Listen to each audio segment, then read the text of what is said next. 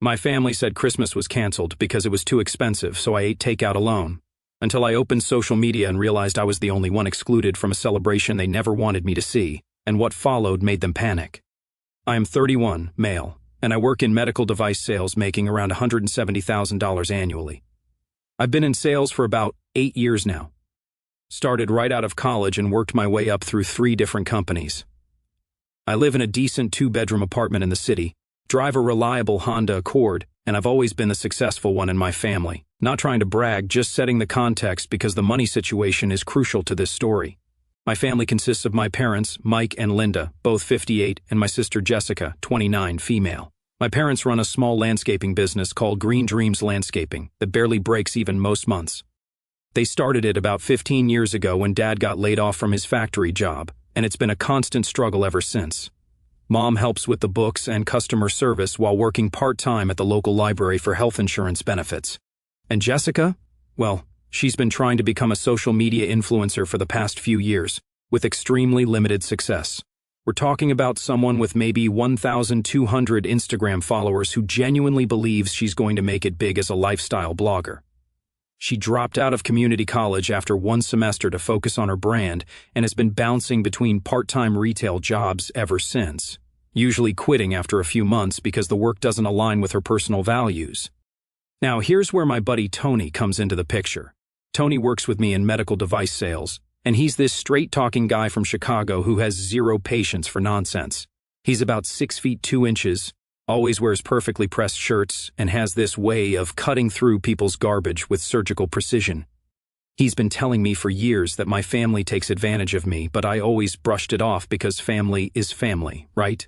Wrong. So very wrong. Tony grew up in a tough neighborhood where people would take advantage of your kindness if you let them.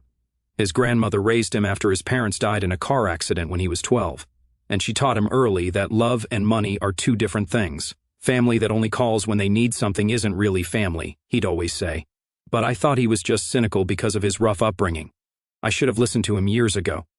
For the past 6 years, ever since I started making decent money, my family has treated me like their personal bank account. It started small, helping with a car repair here, covering part of rent there, but it escalated quickly. And looking back, I can see how they systematically trained me to be their financial safety net. Jessica was absolutely the worst offender. This girl has never held a steady job in her life, but somehow always needs money for her brand building. We're talking about someone with maybe 1,200 Instagram followers who calls herself an entrepreneur and has business cards made that say lifestyle content creator. She'd hit me up for everything from new camera equipment to designer clothes for her photos. The requests became a regular thing, usually following the same pattern. Hey big brother, can you help with my car payment? Just this once, I promise. $480. Emergency room visit. Insurance didn't cover everything and I'm panicking. $750. Rent's due tomorrow and I'm short. Landlord is threatening eviction. $900. Need new equipment for content creation? This could be my big break. $1,200. Transmission died. Mechanic says it'll cost this much to fix. $1,400. And I paid every single time because that's what family does, right? That's what I told myself anyway. The thing is, Jessica had this way of making every request sound like a life or death emergency. She'd call crying about how stressed she was, how she couldn't sleep, how this one thing was keeping her from succeeding. She'd promise to pay me back as soon as her next sponsored post came through, or when her YouTube channel gets monetized. Of course, those things never happened because her content was honestly pretty terrible, but I kept believing her because I wanted to support my little sister's dreams. My parents weren't much better, though they were more subtle about it. Dad would text me things like, "Business is slow this month. Can you help with the mortgage? We're really struggling here." Mom would call crying about unexpected expenses. The water heater died. The truck needed new tires. They got hit with a surprise tax bill. I'd transfer money without even questioning it because I thought I was helping my family stay afloat during tough times. Tony would watch me send these payments and shake his head. "Man, you're not helping them, you're enabling them. When's the last time any of them called just to see how you're doing? Not asking for money? Just checking in to see if you're happy, if you're dating anyone, if you need anything?" I couldn't remember. Every conversation with my family eventually led to some financial request, usually within the first 10 minutes. Here's the pattern that developed over the years. Jessica would post about wanting something expensive on social media for weeks. Designer bags, professional camera equipment, vacation destinations, expensive makeup products, workout gear, you name it. She'd create these elaborate wish lists and mood boards, posting constantly about how these items would elevate her content and take her brand to the next level. Then suddenly she'd have an emergency that cost exactly what those items were worth. I'd send the money thinking I was helping with legitimate car trouble or medical bills, then see her posting pictures with her new purchases a few days later. When I'd ask about it, she'd have some explanation. She got a good deal on the bag after her emergency was resolved. Someone gave her the equipment, she found it at a thrift store, whatever. But I always gave her the benefit of the doubt. Maybe she was telling the truth. Maybe I was being paranoid. Maybe Tony's cynical attitude was rubbing off on me. I was willfully blind to what was really happening because I wanted to believe my sister wasn't lying to me. The pattern got so predictable that Tony started making jokes about it. Let me guess. Jessica's about to have a car emergency for exactly the cost of those designer shoes she's been posting about, and he'd be right almost every time. Looking back, I realized they had me completely trained. Jessica would manufacture crises. I'd send money, she'd buy what she actually wanted. And then they'd all act grateful for about 5 minutes before the cycle started again. I was like a Pavlovian response. They'd ring the emergency bell and I'd send money. The real kicker was last Christmas. I went all out, spending nearly $3,000 on gifts for everyone because I just closed a huge deal and was feeling generous. Got Dad this professional-grade chainsaw he'd been wanting for the business, $850. Bought Mom a high-end KitchenAid stand mixer she'd mentioned repeatedly, $450. And for Jessica, I actually bought her these designer shoes she'd been posting about constantly. Louboutin red-bottom heels that cost me $1,100. Tony thought I was absolutely insane. You're buying $1,000 shoes for someone who's never said thank you in her life. She probably won't even wear them to any real events. Just post pictures for her Instagram, then put them in her closet. But I felt good about being generous. I was successful. I could afford it. And I wanted my family to know I cared about them. I imagined Jessica actually being grateful for once. Maybe even posting something nice about having a supportive brother who believed in her dreams. That generosity was about to bite me harder than I could have ever imagined. December 18th, I'm wrapping up the biggest sale of my career at work. This massive order from a hospital network that was going to net me a commission of about $25,000, when I get a message in our family group chat. Mom, hi everyone. Change of plans for Christmas. We're keeping it small this year. Just immediate family. Hope you understand. I read that message 3 times and it didn't make sense. Immediate family? What did that even mean? We always just did immediate family for Christmas.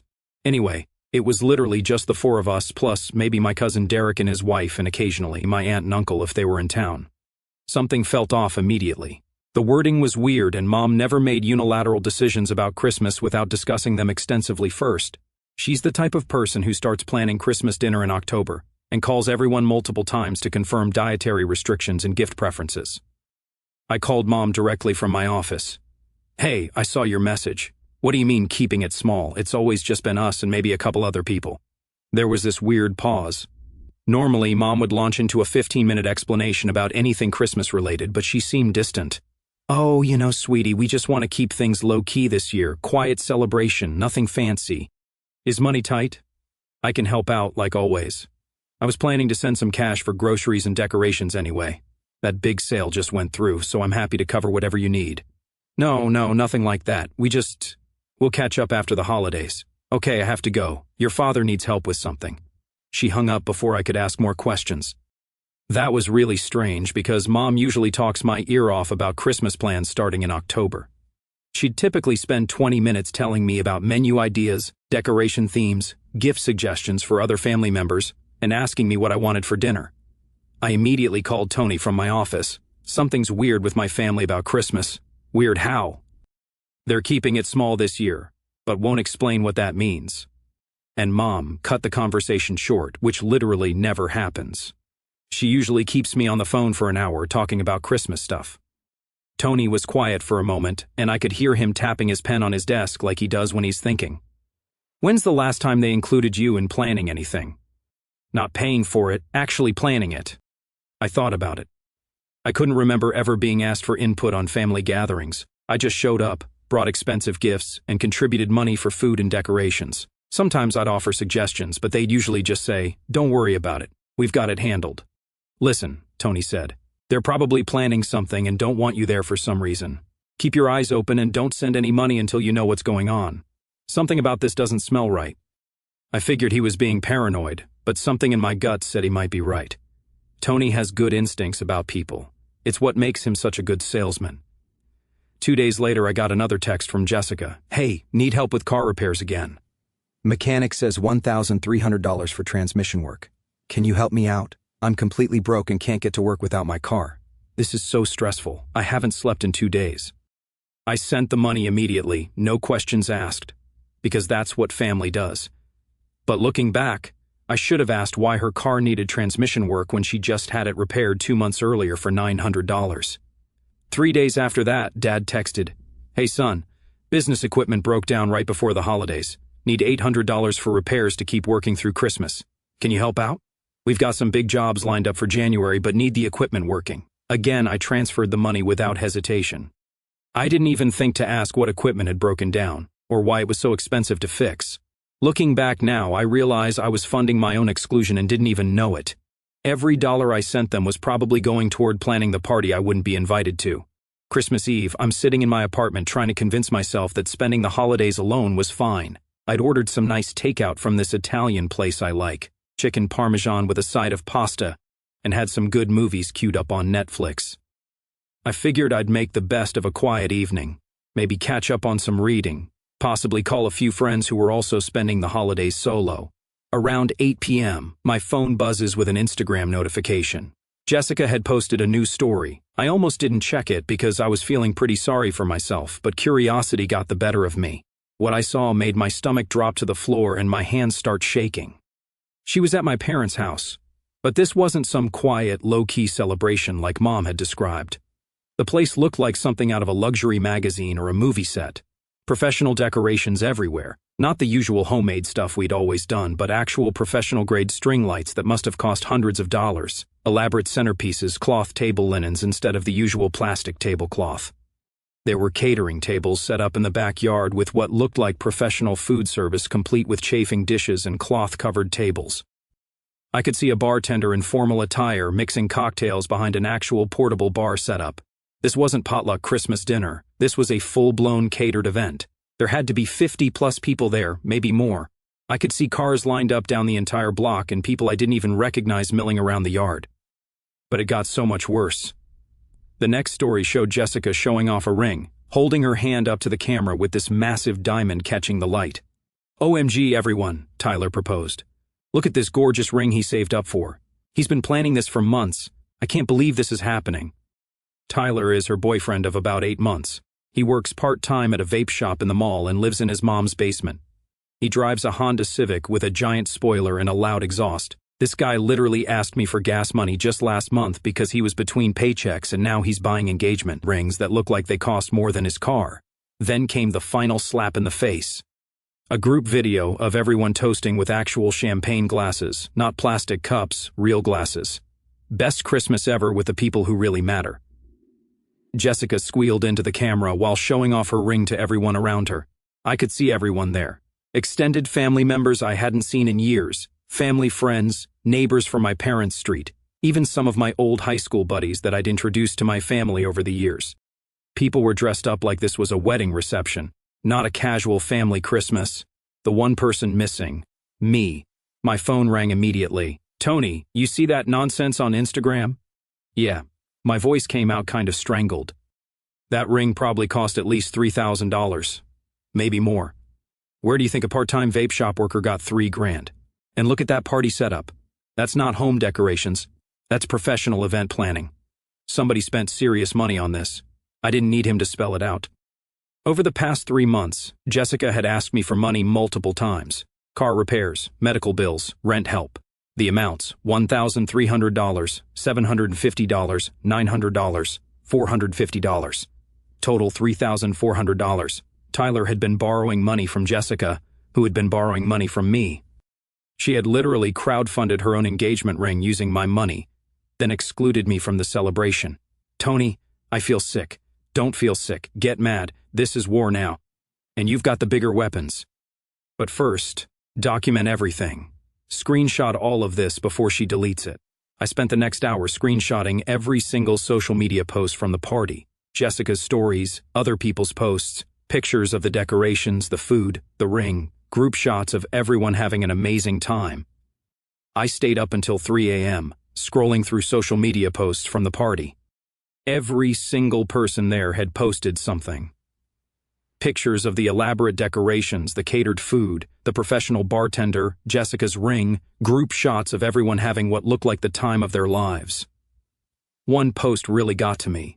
My cousin Derek posted a picture of himself with my parents, all of them raising champagne glasses with the caption, "Nothing beats family Christmas traditions." So grateful for this amazing celebration and for family that knows how to do the holidays right. Family Christmas traditions like I'd never been part of them. Like I wasn't family. Another post from my aunt showed the dessert table, professional-looking cakes and pastries that definitely didn't come from a grocery store. The caption read, "Linda and Mike really outdid themselves this year. This is what Christmas is all about." But the worst one was from my mom's Facebook. She'd posted a group photo of about 30 people all gathered around the Christmas tree, everyone smiling and holding drinks. The caption said, "Blessed to have such wonderful family and friends to celebrate with. Best Christmas ever. Grateful family. Christmas magic." I wasn't in the photo. I wasn't even mentioned. December 26th, 10:30 a.m. I'd barely slept and was still processing everything when my phone buzzes with a text from Dad. "Hey son, hope you had a good Christmas. Can you help us out with January mortgage? We need $4,100 by the 30th. Thanks." I stared at that message for a full 5 minutes. The audacity was absolutely breathtaking. The sheer nerve of these people was beyond anything I could have imagined. They excluded me from Christmas, used my money to fund their elaborate party and Jessica's engagement ring, documented the whole thing on social media to make sure I'd see exactly what I was missing. And now they wanted more money, like nothing had happened, like I was just their personal ATM with no feelings or memory. I screenshot the message and sent it to Tony immediately along with a message. "You're not going to believe this." His response was immediate. "Are you kidding me right now? They have some serious nerve. This is sociopathic behavior." I called him. "They just asked for mortgage money." "How much?" $4,100. Tony was quiet for exactly 3 seconds, then started laughing, but not in a funny way. More like the kind of laugh you make when something is so outrageous it's almost unbelievable. These people have nerves of steel. They really think you're that clueless. They think you're going to just keep paying them forever, no matter how they treat you. I can't believe this is happening. I can't believe they think I'm this stupid. Believe it. Your sister probably spent so much on that party that they're broke now. Plus, she's got a wedding to plan, which means more requests for money coming your way. And they figured you'd just pay up like always because you're their reliable ATM who never asks questions. He was absolutely right. I had been their reliable ATM for years. And they'd gotten so comfortable with it that they thought they could treat me like garbage and I'd still keep funding their lifestyle. What should I do? Oh, I've got ideas. But first, tell me something. How much money have you given them total over the years? Not just this year, but everything. I'd actually been tracking it in a spreadsheet for tax purposes because some of the larger amounts qualified as gifts. Over the last 6 years, it's around $73,000. $73,000? Are you serious right now? You could have bought a house, down payment with that money. You could have bought a luxury car. You could have taken amazing vacations all over the world. Hearing the number out loud made it sound even worse. That was more than most people make in an entire year. And I'd just given it away to people who clearly didn't respect me. "Here's what really gets me," Tony continued, and I could hear him getting angry on my behalf. "They didn't just exclude you. They planned an elaborate party, invited everyone you know, hired professional services, bought expensive rings, and documented the whole thing on social media to make sure you'd see exactly what you were missing. This wasn't an oversight or a miscommunication. This was deliberate psychological warfare. Why would they do that? What did I ever do to deserve this? Because they wanted to hurt you. This wasn't about wanting a small celebration. This was about putting you in your place. Showing you that you're good enough to fund their lifestyle, but not good enough to actually be included in their family. They wanted you to know that they see you as a resource, not a person." The more Tony talked, the angrier I got. Not just sad or hurt, but genuinely furious. "All right, here's what we're going to do. But first, you need to understand something. Back in Chicago, my cousin tried to pull something similar with my grandmother after my grandfather died. She thought she could manipulate the old lady into giving her money while treating her like garbage. You know what happened? What? My grandmother cut her off completely and left everything to charity in her will. My cousin learned real quick that you don't mess with family money when you're not acting like family. I'm about to teach your family that same lesson, but we're going to do it right. This is going to be surgical. Tony wasn't just good at sales. Turns out he's also really good at research when he's motivated. While I was feeling sorry for myself over the holidays, he'd been doing what he called reconnaissance on my family's situation. I spent my time off doing homework on your family. You want to hear what I found? Because it's worse than you think. We were at our usual coffee shop near the office the day after Christmas. I was drinking my third cup of coffee and still feeling like I'd been hit by a truck emotionally. Your parents' landscaping business? They filed some paperwork 3 weeks ago, changed some ownership details. Want to guess what they did? I have no idea, though I was starting to get a bad feeling. They transferred majority ownership to Jessica. Your sister, who's never touched a lawnmower in her life and wouldn't know a hedge trimmer from a chainsaw, is now listed as the primary owner of their business. I nearly choked on my coffee. What? Why would they do that? Tony gave me this look like I was missing something obvious. Think about it. If the business is in her name, they can claim poverty when you look at their finances. Poor, struggling landscaping business, barely making ends meet. Please help us, Jake. But Jessica now owns a business that's been operating for 15 years with established clients, equipment, and reputation. It was starting to click, and I didn't like where this was going. So, when I've been helping with their mortgage, I've been building equity in property they're probably planning to transfer to Jessica too. They've been playing chess while you've been playing checkers. This has been a long-term plan to transfer their assets to her while keeping you as their financial backup. I felt nauseous. How did you find this out? Business filings are public record if you know where to look. Took me about 20 minutes of searching. But here's the really good part. Want to know how much that engagement ring actually cost? How could you possibly know that? Tony showed me his phone with a screenshot from Tyler's social media. Tyler posted about it on his Instagram story, tagged the jewelry store and everything, bragging about how he'd saved up for months. I called the store yesterday, said I was looking at the same ring for my girlfriend. Guess the price. Just tell me. $4,600 plus tax makes it about $5,000 total. But the exact amount Jessica had borrowed from me over the past 3 months down to the 100. The car repairs that never happened. The medical bills that were fake. The rent emergencies that were lies. There's more. I looked into Tyler's background too. This guy has outstanding warrants for unpaid child support. He owes his ex over $7,000 and hasn't made a payment in 8 months. His wages are supposed to be garnished, but he works under the table half the time to avoid it. I was getting angry now. Really, truly angry. What else did you find? Your parents took out a second mortgage on their house 4 months ago. Guess how much they pulled out? I'm afraid to ask. $60,000. They've been crying poor to you while sitting on $60,000 in cash. And get this, the paperwork shows the loan was for business expansion, but according to their business filings, their revenue hasn't increased at all. If anything, it's gone down. Tony leaned back in his chair and looked at me seriously. They didn't exclude you from Christmas because of space or wanting quiet time. They excluded you because they're planning to screw you over big time, and they didn't want you around to see the evidence of how they're really living. But why? I've always helped them. I've never asked for anything back. I've never made them feel bad about needing help. That's exactly why. You've trained them to see you as a resource, not a person. They know you'll always bail them out, so they don't need to treat you with respect. They can use you for money and exclude you from family events because they know you'll still be there next time they need cash. Tony pulled out his phone and showed me more screenshots. Look at this. Your mom posted on Facebook about their wonderful Christmas celebration and how blessed they are. Your dad posted pictures of all the expensive equipment he's been buying for the business. Equipment you probably paid for without knowing it. And Jessica, she's been posting about her successful year and her bright future while working part-time retail. That's when everything became crystal clear. They weren't just using me for money anymore. They were actively stealing from me while planning to cut me out entirely once they didn't need me anymore. So, what do we do about it? Tony smiled. And it wasn't a friendly smile. It was the kind of smile he gets when he's about to close a really difficult deal. We're going to teach them why you don't bite the hand that feeds you. But we're going to do it smart, and we're going to do it completely legal. By the time we're done, they're going to wish they just invited you to Christmas. Over the next week, Tony and I developed what he called Operation Reality Check. The plan was brilliant in its simplicity and absolutely devastating in its potential execution. First, I went through my banking records and documented every single payment I'd made to them over 6 years. Every Venmo, every Zelle transfer, every check, every PayPal payment, every wire transfer. I organized it all in a detailed spreadsheet with dates, amounts, what they claimed the money was for, and what it was actually used for based on their social media posts and my own observations. This took me 3 full days because there were so many transactions.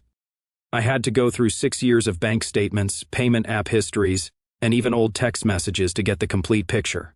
The final total was $73,847, almost $74,000.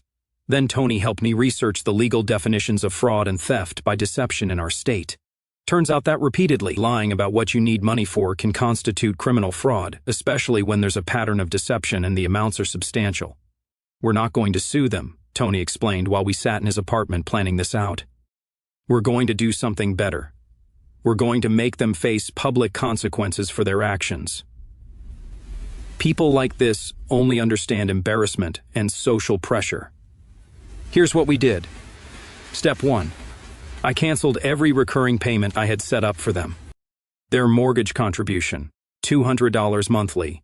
Jessica's car insurance, $180 monthly.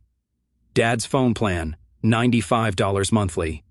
Mom's credit card minimum payment that I'd been covering, $150 monthly, and a few other smaller subscriptions I'd been paying for them.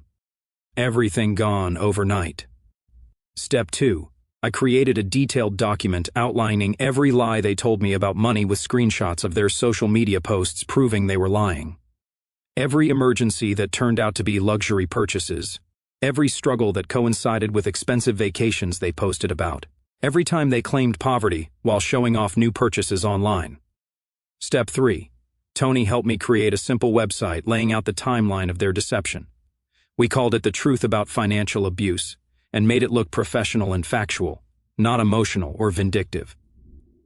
We included everything: the business ownership transfer, the second mortgage, the engagement ring fraud, the Christmas party exclusion, copies of text messages, bank records with account numbers redacted, social media screenshots, the whole timeline. Step 4. The masterpiece. Jessica had always wanted to be famous, right? Well, Tony's girlfriend works for a local news station, and they were doing a January segment on successful local families and their holiday traditions as part of their New Year, New Beginnings series. We pitched them a story about Jessica's entrepreneurial success and her close-knit family that supports each other through business ventures. We told them about how she'd recently taken over the family business and gotten engaged, painting a picture of this wholesome success story. Jessica's ego couldn't resist the chance to be on TV talking about her business ownership and family values. When the news station called her, she practically screamed with excitement and immediately started planning her outfit and talking points. The interview was scheduled for January 8th. Jessica spent 2 weeks preparing, buying new outfits, getting her hair done professionally, practicing her talking points about family values and business success and entrepreneurial spirit, and how important it is to have a support system. She had absolutely no idea what was coming. Tony and I spent those 2 weeks making sure our website was perfect, gathering more evidence, and preparing for the aftermath. We also made sure to send anonymous tips to Tyler's ex-girlfriend about his engagement and how he'd been able to afford the ring despite owing thousands in child support. The TV interview aired Tuesday morning at 11 a.m. Jessica looked polished and proud, gushing about her family business and close-knit family in professional makeup and an outfit that cost more than most people's monthly clothing budget. She went on about family values, supporting each other through thick and thin, and having people you can count on. "I'm so blessed to have a family that believes in me," Jessica beamed. "My brother especially has been so supportive of my entrepreneurial journey. He's always there when we need him. Family is everything to us, and we stick together no matter what." Discussing her recent engagement, she gushed about Tyler's responsibility with money, how he'd been saving for months for her ring, and how he understood the value of working hard and saving for things that matter.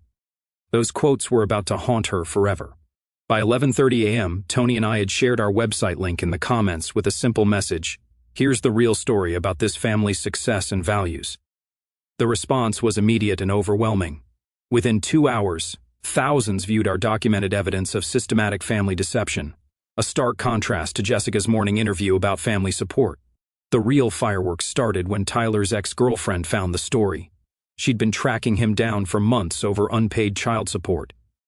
Her viral social media post included photos of Tyler's expensive engagement ring posts, screenshots of unpaid child support notices, and explanations of how he dodged responsibilities while living beyond his means. My phone buzzed around 2 p.m., with calls from everyone who'd attended that Christmas party I'd been excluded from. Seeing the financial records laid out clearly made people realize how badly I'd been manipulated. My cousin Derek called directly. "Jake, I had no idea. Jessica told everyone you were too busy with work for Christmas, that you'd sent money but couldn't make it due to business commitments, and specifically asked them to celebrate without you." Neighbors and friends started commenting online about wondering how Jessica afforded her lifestyle without steady employment, and how my parents seemed to have party money while constantly complaining about struggling.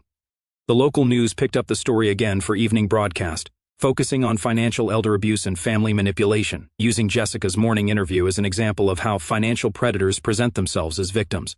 By evening, all three were at my apartment building.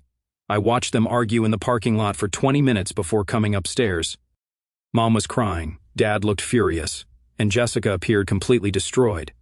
"Jake, we need to talk," Mom said shakily. "About what exactly?" Jessica pushed forward, voice high and panicked. "You need to take that website down right now. It's ruining my reputation. Strangers are calling me a thief." Tony sat on my couch with chips, watching like premium entertainment. "Your reputation, Jessica? You stole nearly $5,000 from me for your engagement ring, then lied about it on television this morning. It wasn't stealing. You gave me that money. You said it was for car repairs and medical emergencies." Dad's voice was tight with anger. "Son, family business should stay private. You're embarrassing all of us." Tony stood up. "Oh, now it's private. Where was that energy when y'all excluded him from Christmas and put it all over Instagram?" The epic hour-long argument followed. Jessica screamed about my jealousy and how I was trying to ruin her life. Dad demanded I be a man and handle this privately. Mom cried about destroyed community reputation. Tyler attempted damage control. Maybe Jessica could pay you back over time. I started laughing. "Tyler, you're $7,000 behind on child support and bought an engagement ring with my money. Jessica hasn't had steady work in years. Dad transferred his business to hide assets. Mom helped plan Christmas specifically to exclude me while taking my money. What exactly are we working out?" Mom completely broke down. "We'll do anything, Jake. Anything. Please take down that website. The only terrible things about you online are documented facts. Jessica tried final manipulation. If you really loved your family, you'd protect us from this embarrassment." Tony handed her tissues. "If y'all really loved family, you wouldn't have stolen from him for years, then excluded him from Christmas." They cycled through every manipulation technique: guilt trips, anger, bargaining, threats, fake apologies, and desperate begging. I gave them 48 hours, transfer business ownership back to Dad, post public apology acknowledging their actions, provide written repayment plan, or I'd file police reports for theft and fraud. They left panicked, finally understanding actions have consequences. The next morning, Jessica posted a 4-minute Instagram confession video, admitting everything, lying about money needs, using my funds for her engagement ring, excluding me from Christmas after taking my support, and years of taking advantage. She announced stepping back from social media for personal accountability and growth, and seeking therapy. Dad transferred business ownership back and delivered a $15,000 check as partial repayment with written apology and payment plan. Tyler broke up with Jessica that day and moved back to his mother's house 2 states away. Apparently, his mother saw the news story and threatened to kick him out unless he started handling child support responsibilities. Sometimes the best revenge really is just letting people see the truth.